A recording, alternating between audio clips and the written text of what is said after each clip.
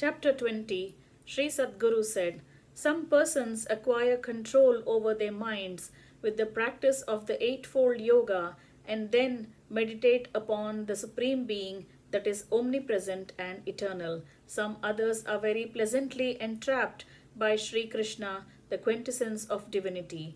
They attain a self oblivious state, standing beyond the precepts of Vedic and earthly code of conduct. One's real strength lies in gaining the mercy of Sri Krishna, who is the boundless ocean of compassion. What is the use of all other activities forgetting this? One who engages in adopting all other means of attaining salvation fails to find peace in them. Finally, he takes recourse to Krishna Bhajan and is amply rewarded. Hence, one should give up all other practices, sadhanas, unperturbed and with firm belief. We should take shelter in Sri Govinda.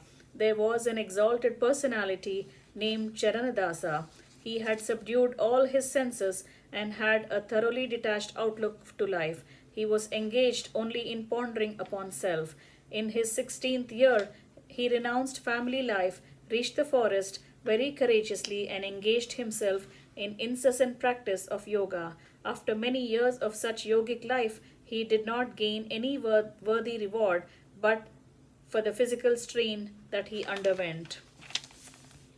As his desire was unfulfilled, Charanadasa became very sad and lost his peace of mind.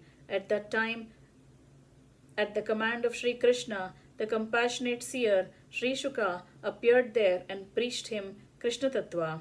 Sri Shukadeva said, my child, why do you strain yourself in vain, even when Sri Nandakumara, the Bhaktavatsala, easily accessible to the Bhaktas, is standing in front of you? That merciful Lord Sri Gopala, who enhances the ecstasy of the Bhakti, is not getting pleased with dry and worn out yogic and other practices.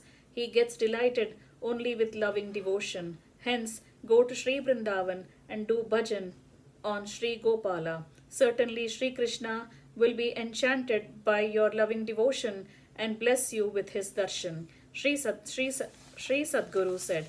Having spoken thus, Sukadeva, the universal preceptor, vanished immediately. Sri Charanadasa left for Sri Vrindavan. Sri Charanadasa reached the Seva Kunj in Sri Vrindavan. He spent all the time in serving Sri Krishna with a heart filled with prema bhakti. He spent his time in Sri Vrindavan happily singing in praise of Sri Krishna, dancing in divine gaiety, meditating upon Sri Krishna and performing his puja uninterruptedly. Within a short time, Sri Krishna, the beloved of Devi Radha, due to unbound mercy, appeared before him. Sri Krishna, the greatest Rasika and the enchanter of the gopis, appeared before him in his unwithering, youthful form, with his hand held on the shoulder of Sri Radha. He had a bluish complexion resembling that of the rain-bearing cloud. His countenance resembled the full moon in its beauty and lustre. He was chewing sacred betel and nut. He was holding the flute in one hand. His head was beautified with a peacock plume.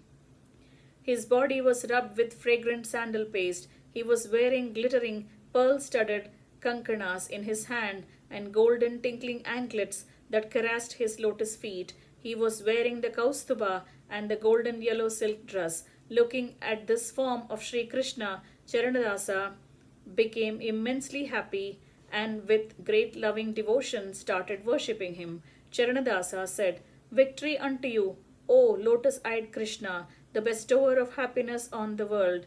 Victory unto you, O the embodiment of divine rasa and the bliss born of it. Victory unto you, the beloved of Devi Radha. I do not long to gain any empire or yogic achievements or residence in the Swarga or even the divine abode of the Supreme Being, the Paramapada.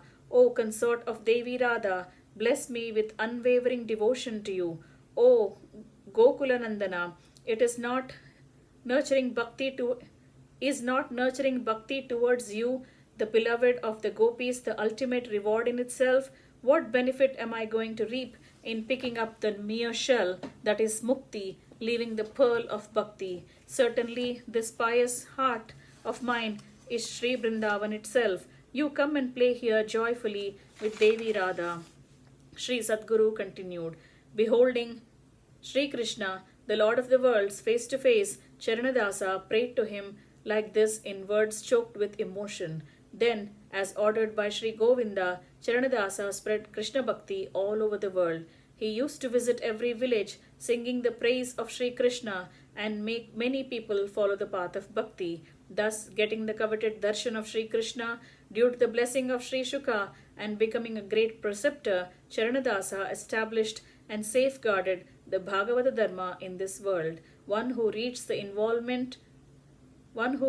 involvement the life story of Charanadasa that can eradicate all evils reaches the lotus feet of Sri Keshava. Thus ends chapter 20, entitled Charanadasa Charitam of Book 7 of Sri Vaishnava Samhita, composed by Shri Krishna Premi Swamigal.